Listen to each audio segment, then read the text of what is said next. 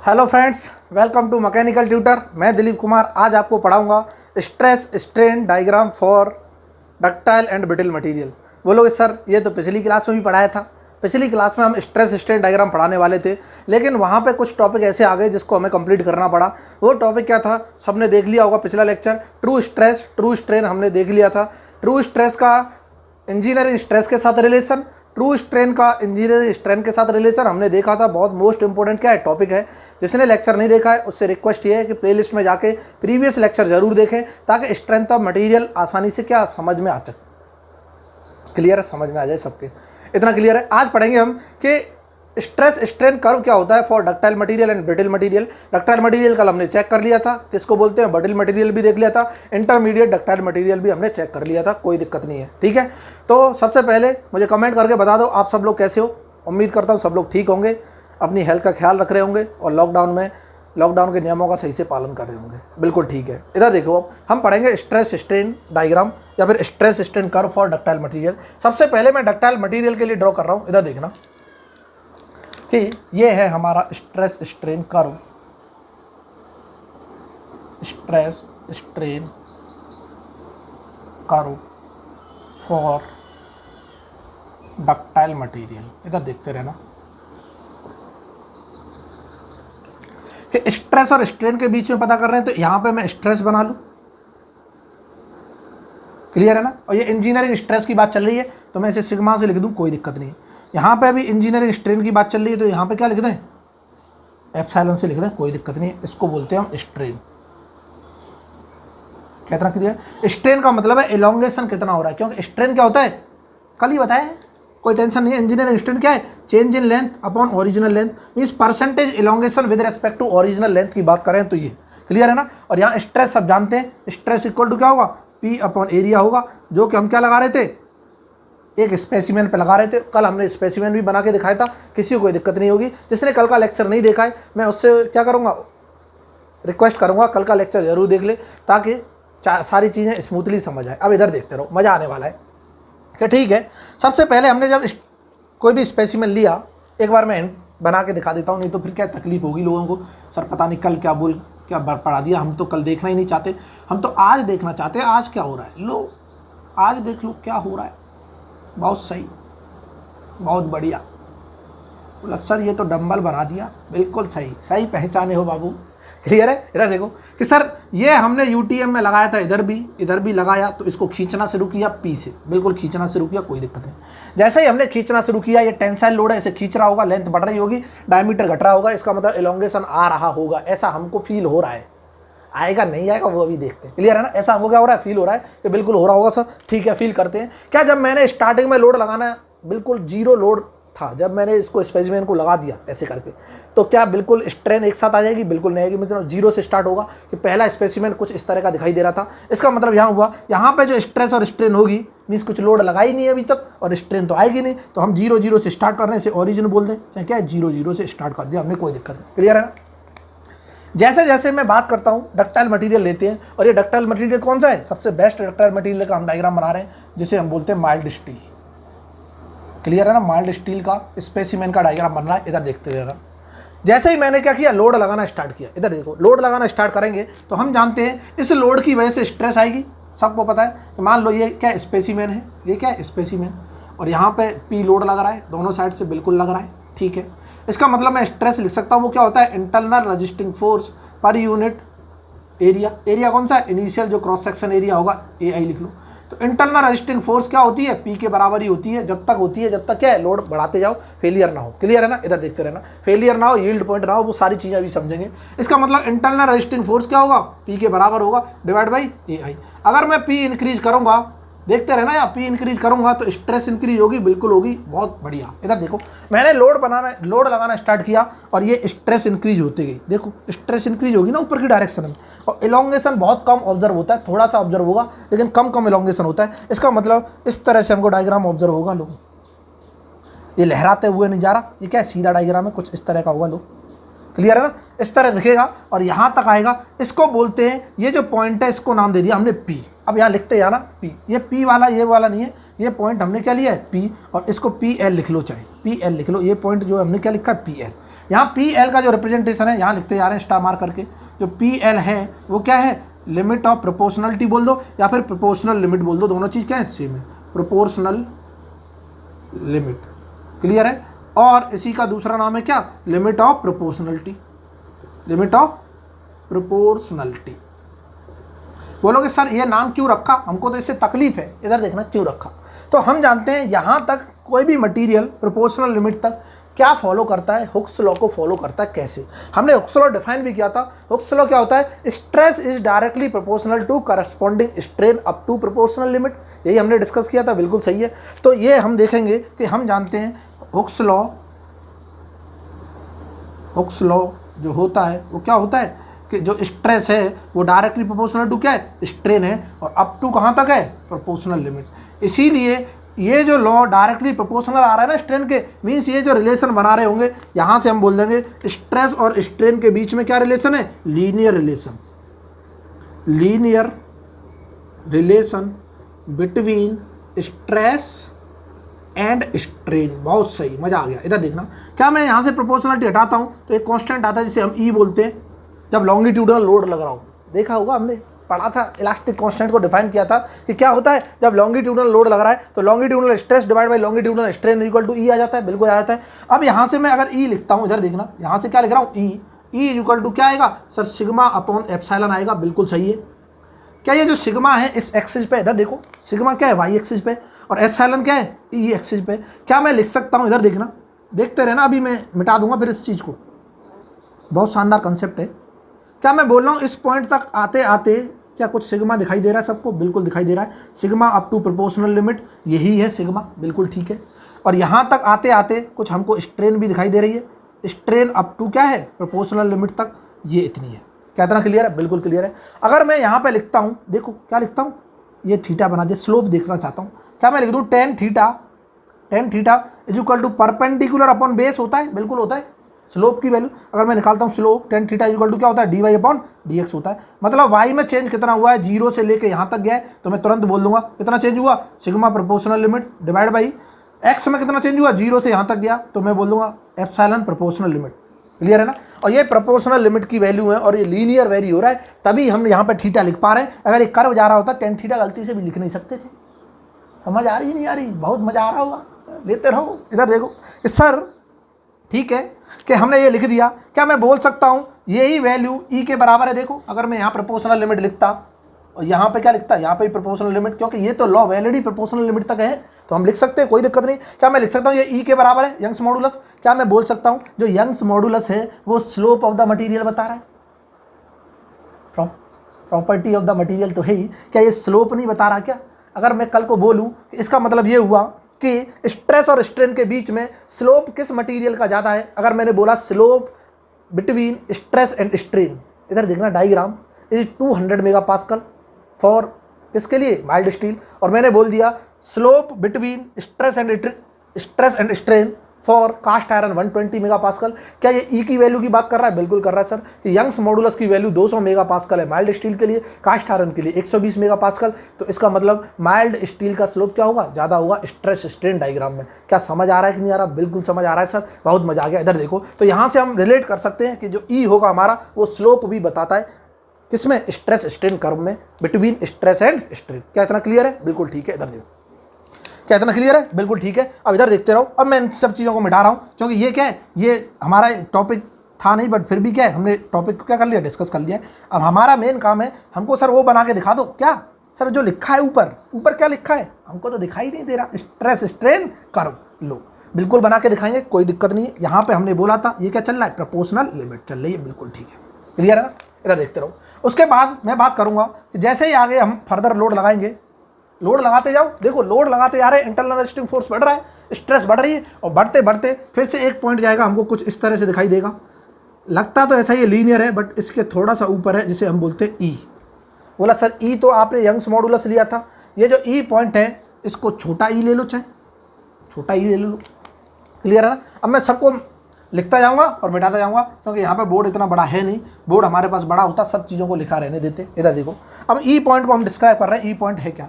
ई point को बोलते हैं इलास्टिक लिमिट।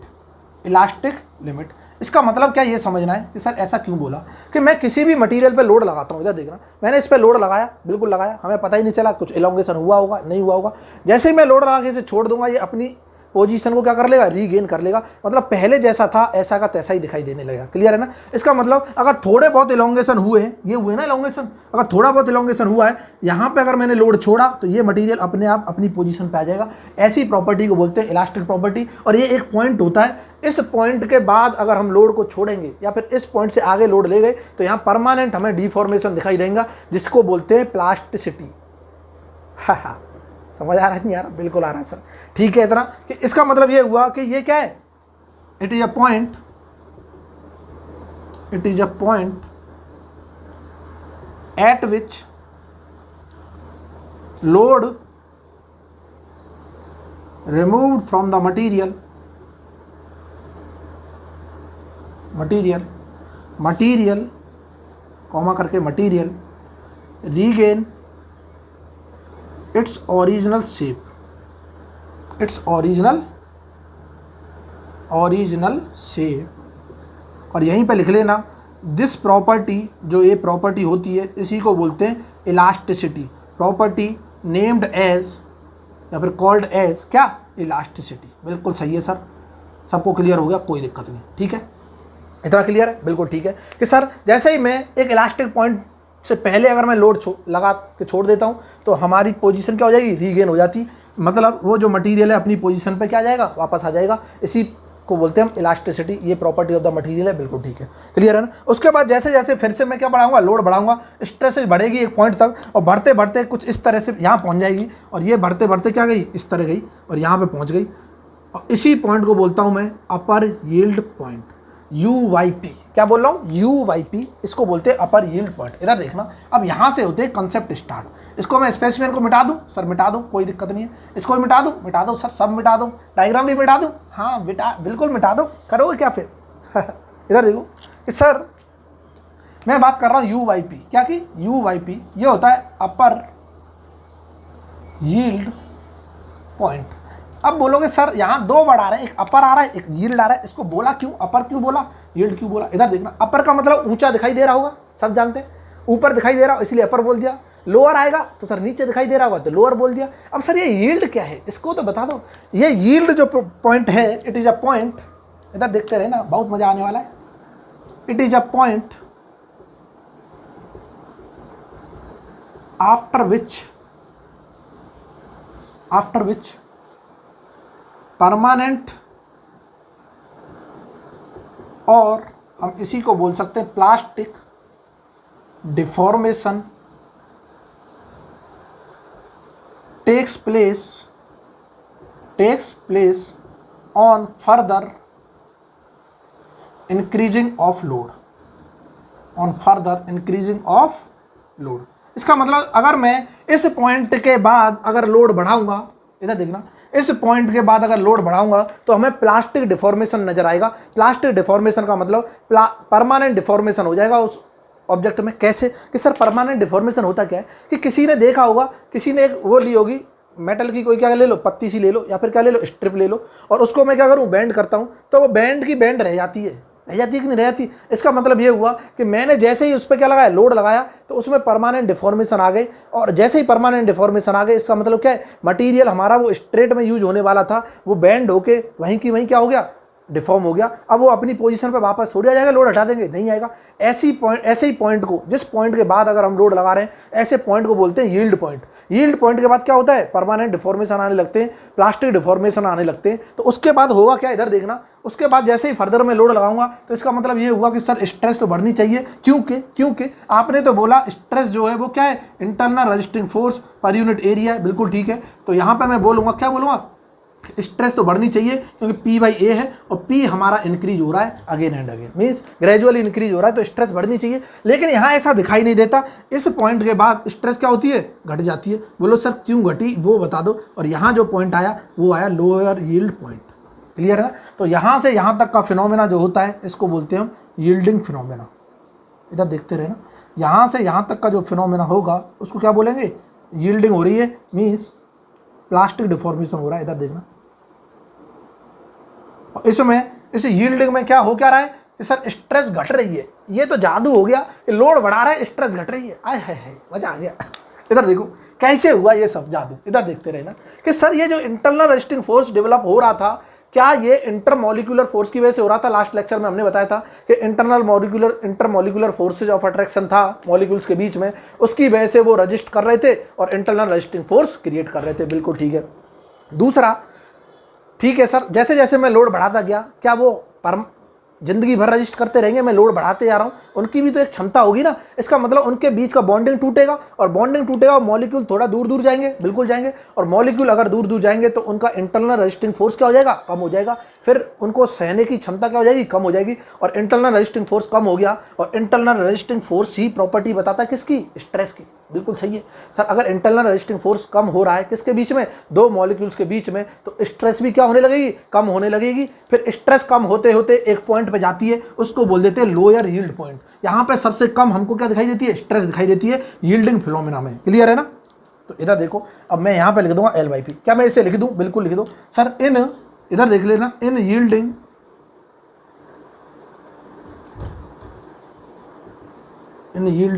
क्या हो रहा है, stress is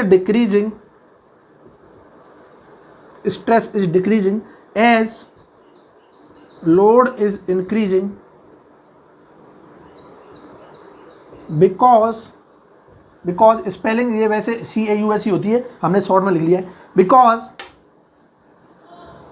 as the load increases intermolecular forces of attraction decreases as the molecules separated from each other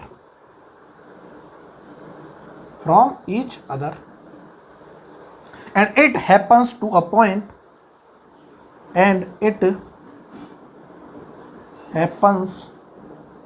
certain point that is ऊपर लिखना, certain point that is क्या है, lower yield point। इधर देखते रहना, बहुत मजा आने वाला है, इधर देखते रहो।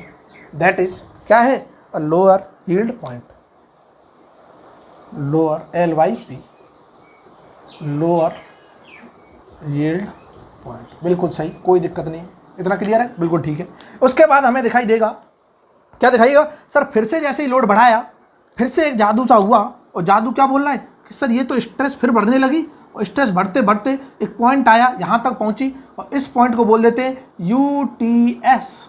आए है, पता नहीं क्या क्या बोलते जा रहे हो सर, मज़ा आ रहा है सर। लोअर यील्ड पॉइंट पे आते आते मतलब जो हमारे मॉलिक्यूल्स थे वो सेपरेटेड हो गए, बिल्कुल ठीक है, सेपरेटेड हो गए। इट मीन्स कि वो जो मॉलिक्यूल्स थे पहले बिल्कुल अरेंजमेंट उनका क्या था, एक क्रिस्टलाइन अरेंजमेंट था या फिर परफेक्ट अरेंजमेंट था, अब वो रैंडमली डिस्ट्रीब्यूट हो गए इधर उधर। बिल्कुल ठीक है, क्योंकि एक इधर से डिस्प्लेस हुआ, एक इधर चला गया, आपस में रोकने की कोशिश कर रहे थे, लेकिन वो क्या हो गए, इधर उधर डिस्ट्रीब्यूट हो गए। अब जैसे ही इधर उधर डिस्ट्रीब्यूट हुए, तो ऐसे केसेज में जब हमारा अरेंजमेंट चेंज हो जाता है, क्रिस्टल स्ट्रक्चर चेंज हो जाता है, तो वहाँ पे आ जाते हैं डिसलोकेशंस। बोलोगे सर ये क्या होता है, ये जब हम मटेरियल साइंस पढ़ेंगे वहाँ पर जिक्र करेंगे, अभी वो हमारा बियॉन्ड द टॉपिक है। बस इतना याद रखो, वहाँ डिसलोकेशन आ जाता है, और डिसलोकेशन अगर किसी भी चीज़ में आ जाता है तो इसका मतलब डिसलोकेशंस की वजह से रेजिस्टेंस बढ़ जाता है। बोला सर ऐसे कैसे हो सकता है, हम तो मानेंगे ही नहीं, कतई नहीं मानने वाले, हमको तो बताओ कैसे हुआ। इधर देखो, जैसे मैं एक एग्जांपल ले रहा हूँ कि सब लोग दशहरा का मेला देखने जाते हैं, बिल्कुल जाते हैं, कोई दिक्कत नहीं।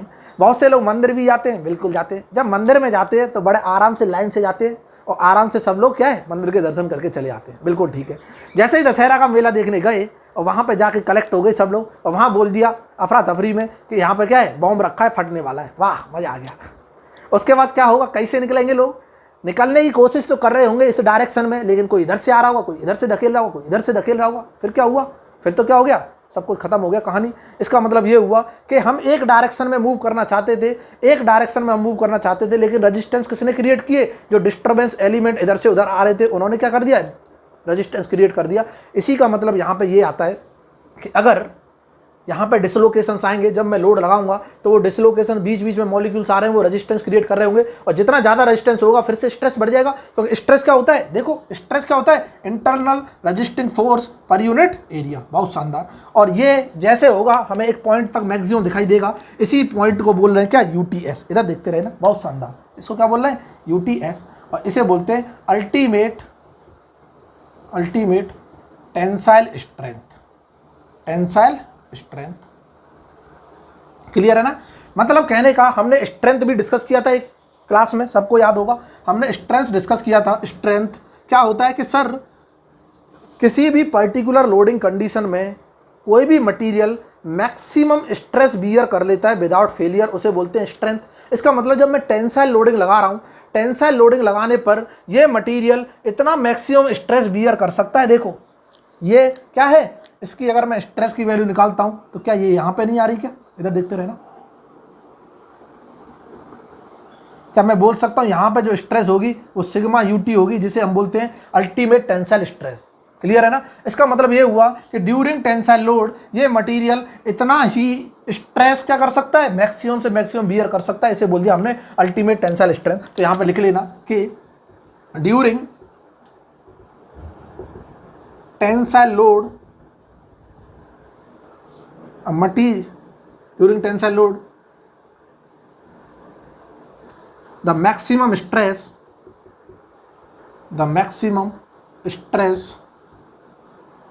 a material can bear can resist बोल दो, या फिर can resist,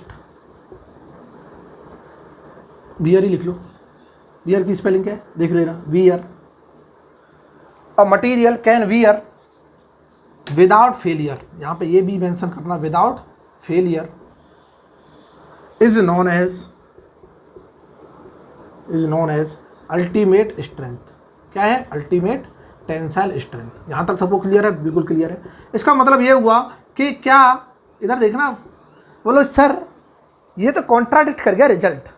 कैसे, कभी आप कुछ वो बोलते हो, कभी कुछ बोलते हो। जिसने सीरियस लेक्चर देखे होंगे अब उन्हें समझ आ रहा होगा चल क्या रहा है, क्योंकि प्रीवियस लेक्चर से क्या होगा, यहाँ रिकॉर्ड होगा कि सर आपने बोला था, जब डिजाइन क्राइटेरिया की हमने बात की थी, कि डिजाइन क्राइटेरिया में हमने बोला था कि अगर मेरी इंड्यूस्ड स्ट्रेस है वो अगर लेस देन क्या होती है, यील्ड स्ट्रेंथ होती है, तो डक्टाइल मटेरियल के लिए हम यील्डिंग की डिजाइन करते हैं। बिल्कुल करते हैं सर, ऐसा ही बोला था आपने।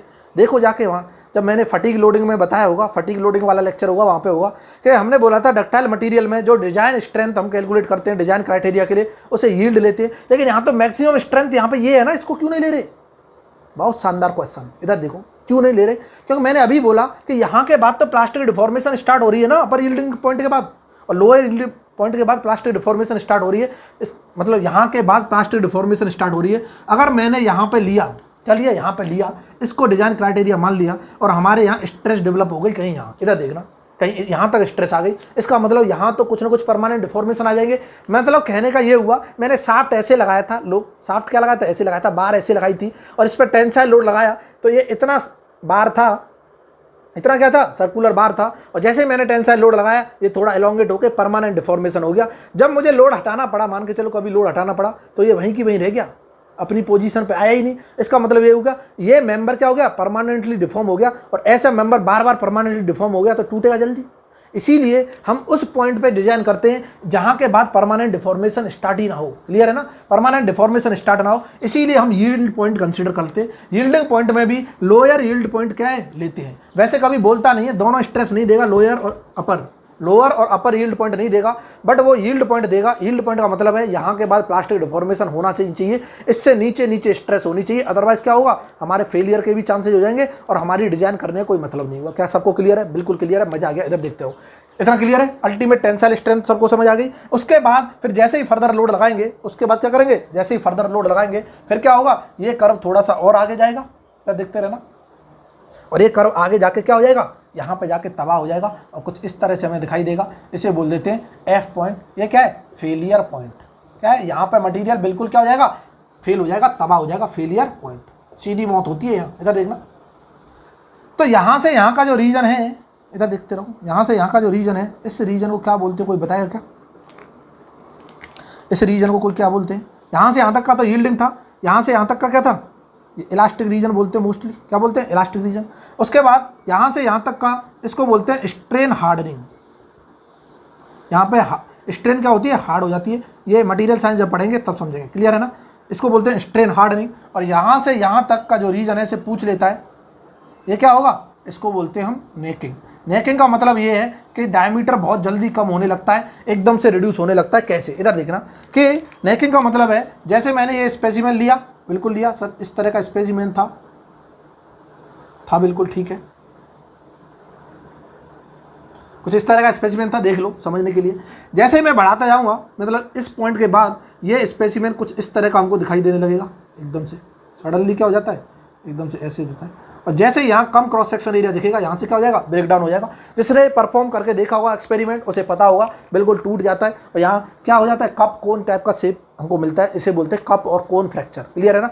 माइल्ड डक्टाइल मटेरियल में जब टेंसाइल लोड की वजह से, उसे बोलते हैं कप कोन फ्रैक्चर, क्लियर है ना? इधर देखना, क्या यहाँ तक क्लियर है सबको? बिल्कुल क्लियर है, मजा आ गया।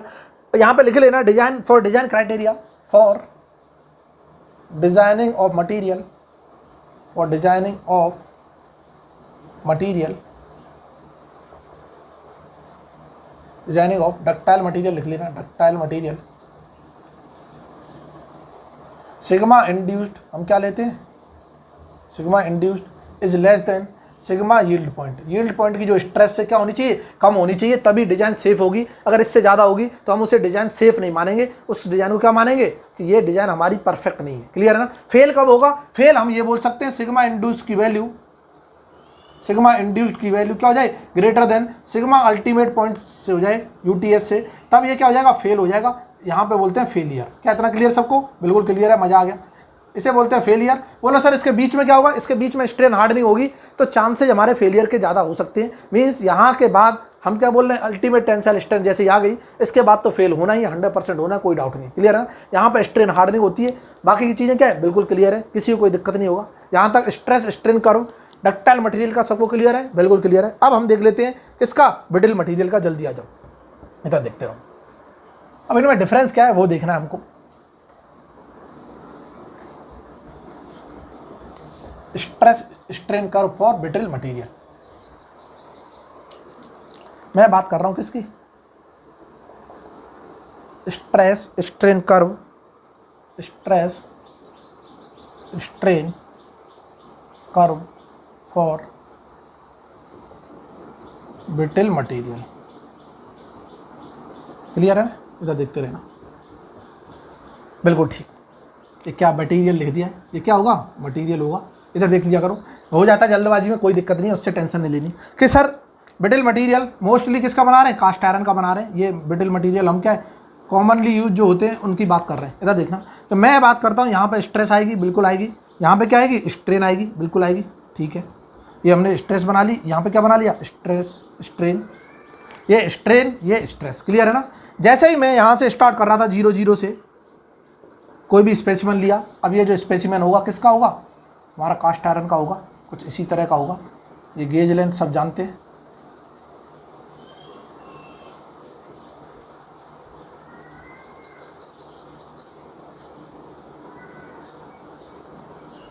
क्लियर है ना? तो ये हमारी यहाँ से यहाँ तक क्या होती है? गेज लेंथ होती है, जिस पे सारी स्टडी की जाती है। इसी को हम क्या करते हैं? कैलकुलेशन पर्पज़ के लिए यूज करते हैं। गेज लेंथ, जिसे मैं इनिशियल लेंथ भी बोल देता हूँ समटाइम्स, क्लियर है ना? इधर देखो, और ये जो मटेरियल है क्या है? ब्रिटल है। कौन सा मटेरियल है? कास्ट आयरन का है, ब्रिटल मटेरियल। और ये क्या है? Cast iron. इधर देखते हो, जैसे ही मैं बात करूँगा उसके बाद क्या होगा? ये गया, यहाँ से गया, इसमें जो डिफॉर्मेशन हुए, बहुत कम डिफॉर्मेशन होते हैं, क्लियर है ना? इसमें क्या होंगे? बहुत कम डिफॉर्मेशन दिखाई देते हैं, इसीलिए इसका स्लोप जो होता है ज़्यादा होता है डक्टाइल मटेरियल से, क्लियर है ना? सीधा स्टीपर दिखाई देगा, क्योंकि कम डिफॉर्मेशन है और स्ट्रेस क्या होंगी? ज़्यादा जनरेट होंगी। और इस तरह से एकदम से यहाँ पे जाके क्या हो जाता है? डायरेक्ट क्या होता है? फेलियर होता है, इसमें कुछ भी नहीं आता। इधर देखते रहो, डायरेक्ट क्या होगा? फेलियर होगा। और ये जो पॉइंट होगा इसी को हम बोलते हैं ultimate tensile point in ductile material, UTS. क्या है? यूटीएस। यूटीएस भी क्या है? इसकी भी तो टेंसाइल टेस्ट ही कर रहे हैं ना, लोड क्या लगा है? टेंसाइल लगा है, क्लियर है ना? तो यूटीएस अल्टीमेट टेंसाइल स्ट्रेंथ हमने बोल दिया है कि मैक्सिमम स्ट्रेंथ और material can bear without failure, मतलब इससे पहले थोड़ा सा होगा उसके बाद तुरंत फेलियर हो जाएगा। मान लो यहाँ पे होगा उसके बाद तुरंत क्या हो जाएगा, फेलियर हो जाएगा, इसे फेलियर बोल लो। क्लियर है ना। इधर देखो ये अल्टीमेट टेंशन, यहाँ पे क्या होगा, प्रोपोर्शनल लिमिट होगी। प्रोपोर्शनल लिमिट मतलब इसमें भी स्ट्रेस स्ट्रेन का रिलेशन क्या होगा, सीधा दिखाई दे रहा होगा, इसको बोलते हैं क्या, प्रोपोर्शनल लिमिट। प्रोपोर्शनल लिमिट यहाँ पे क्या होगी, इलास्टिक लिमिट होगी, ई बोल दो इसे, क्या होती है, इलास्टिक लिमिट। यहाँ पे प्रोपोर्शनल लिमिट। यहाँ कोई यील्ड पॉइंट दिखाई नहीं देती क्योंकि यहाँ कोई परमानेंट डिफॉर्मेशन नाम की चीज़ ही नहीं है। मटेरियल सीधा क्या होगा, ब्रेक होगा। थोड़ा बहुत जब हम खींचेंगे तो हो सकता है थोड़ा सा एक्सपेंड हो और जैसे ही छोड़ दें तो इलास्टिक लिमिट से पहले क्या हो जाए, रीगेन कर जाए। लेकिन इलास्टिक लिमिट से जैसे ही ऊपर गया तो यहाँ यील्ड पॉइंट फिनोमेना कुछ भी नहीं है, परमानेंट डिफॉर्मेशन कुछ नहीं है, डायरेक्ट क्या होगा, ब्रेक डाउन होगा। तो यहाँ से हमें एक चीज़ क्लियर हुई, इधर देखना, सिंपल ऐसे ही दिखाई देते हैं इसके डायग्राम, कि हमें एक चीज़ दिखाई दे गई कि इनमें कोई नो यील्डिंग होती है। क्या होती है, नो ब्रिटल मटेरियल में क्या है, नो यील्डिंग इन ब्रिटल मटेरियल, पहली चीज़। इसका मतलब ये हुआ कि ये कोई इंडिकेशन नहीं देते फेलियर की, डायरेक्ट क्या होते हैं, फेल हो जाते हैं। इसका मतलब ये हुआ no permanent deformation, no permanent और plastic deformation occurs, plastic deformation occurs.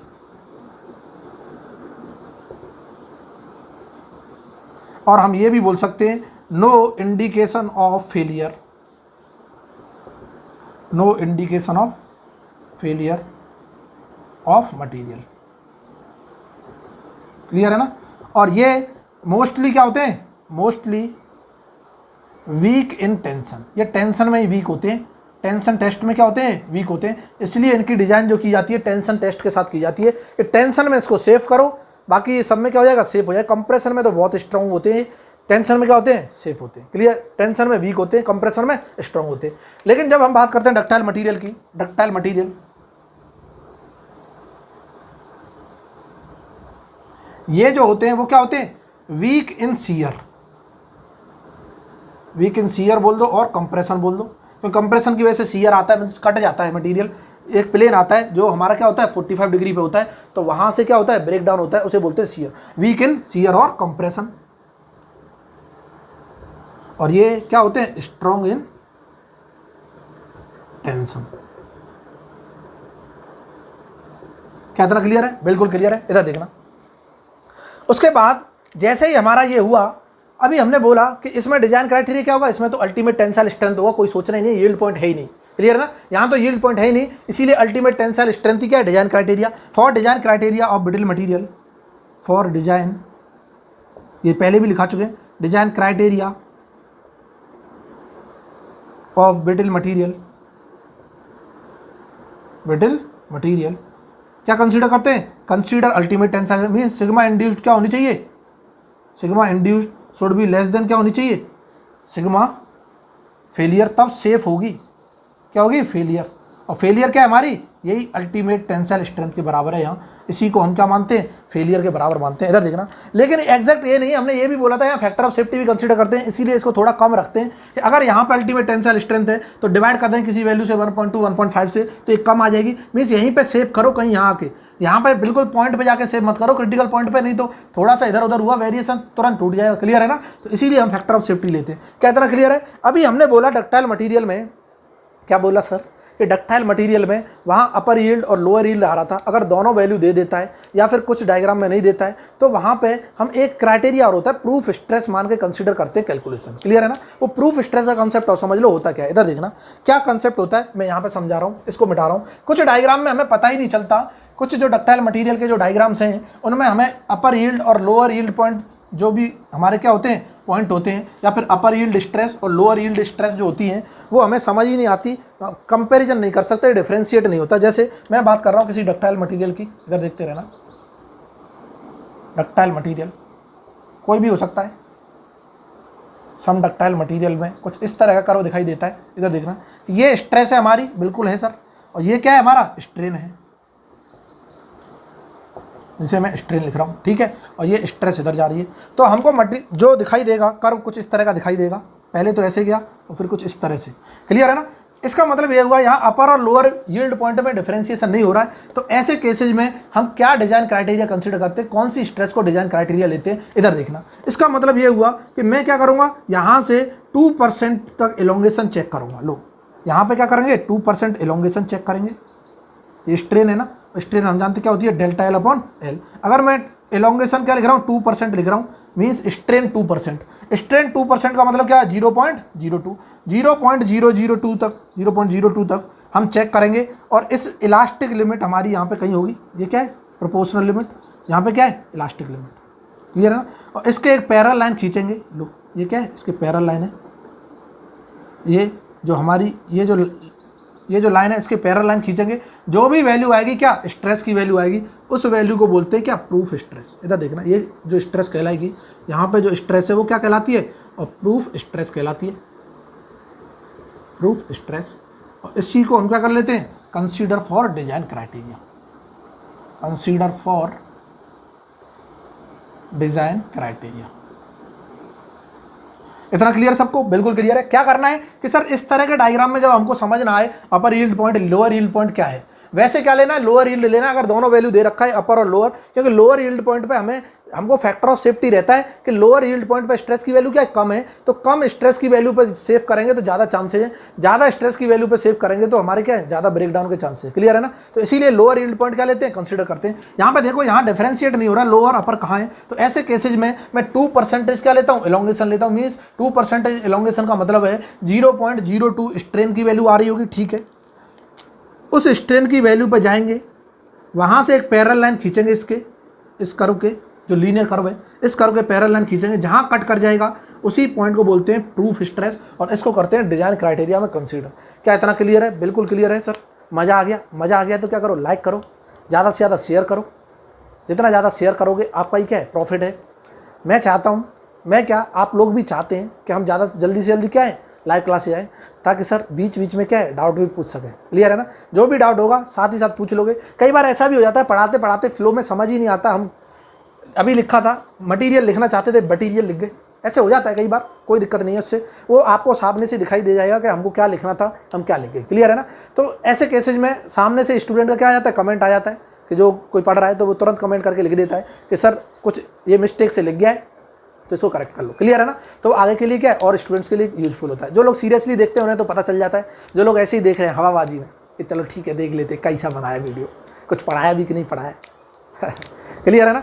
तो इससे कोई दिक्कत नहीं है। बाकी क्या करो, पढ़ते रहो। जो भी लोग नए जुड़े हैं मैं रिक्वेस्ट करूँगा क्या करें, अपन ये चैनल को सब्सक्राइब कर लें, बेल आइकन पर प्रेस करें ताकि लेटेस्ट नोटिफिकेशन मिल जाए। सारी सब्जेक्ट यहाँ पे फ्री ऑफ कॉस्ट पढ़ाऊंगा, कोई दिक्कत नहीं है, टेंशन लेने की जरूरत नहीं है। नवंबर तक, अक्टूबर नवंबर, लास्ट नवंबर है, नवंबर तक कोशिश करूँगा सिलेबस आपका क्या हो जाए, ऑलमोस्ट कंप्लीट हो जाए।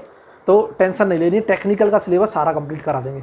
जो लोग नॉन टेक्निकल की तैयारी कर रहे हैं एक बार जरूर बता दें किस किस की तैयारी कर रहे हैं। अगर हो सका तो मैं इसी चैनल पे नॉन टेक्निकल की भी क्लास क्या करूँ सकूँ, अरेंज करा सकूँ, क्लियर है ना।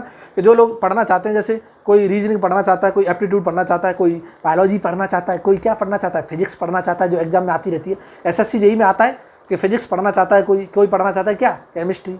तो ऐसी चीज़ें अगर कोई पढ़ना चाहता है तो हम कोशिश कर सकते हैं कि किसी न किसी के थ्रू वो सारे लेक्चर क्या करें, प्रोवाइड करा सकें आपको इसी चैनल पे, क्लियर है ना। तो हमसे जुड़े रहिए, और जो भी प्रॉब्लम हुआ करे कमेंट सेक्शन में क्या है जरूर कमेंट करो ताकि हमको पता चले आपको क्या प्रॉब्लम आ रही है, क्लियर है ना। और मैंने सबसे पूछा था कौन सा सब्जेक्ट अब फर्दर कौन सा सब्जेक्ट पढ़ाना है मैकेनिकल इंजीनियरिंग का। तो आप लोग सब क्या करो, एक बार बताना जरूर, कमेंट करके बताना कि सर कौन सा सब्जेक्ट ठीक रहेगा, क्या यही सब्जेक्ट चलने दें या फिर कोई एडिशनल सब्जेक्ट एक और स्टार्ट कर दें। तो साथ ही साथ क्या है, पढ़ते रहो, ज़्यादा देर का सब्जेक्ट नहीं है, नहीं तो फिर इसी क्लास एक्सटेंड कर दें, क्लियर है ना। ये सारी चीज़ें बतानी है आप लोगों को। आज के लिए क्या है, बहुत है, मोर देन सफिशिएंट है। अगली क्लास में मिलते हैं सुबह फिर से 9 बजे। क्या रहना है, आराम से खुश रहना है, पढ़ाई करते रहना है, मैकेनिकल ट्यूटर को फॉलो करके आराम से लेक्चर क्या है देखना है, नोट्स बनाने और क्या है मज़े लेने हैं। वाह, चलो ठीक है, बाय।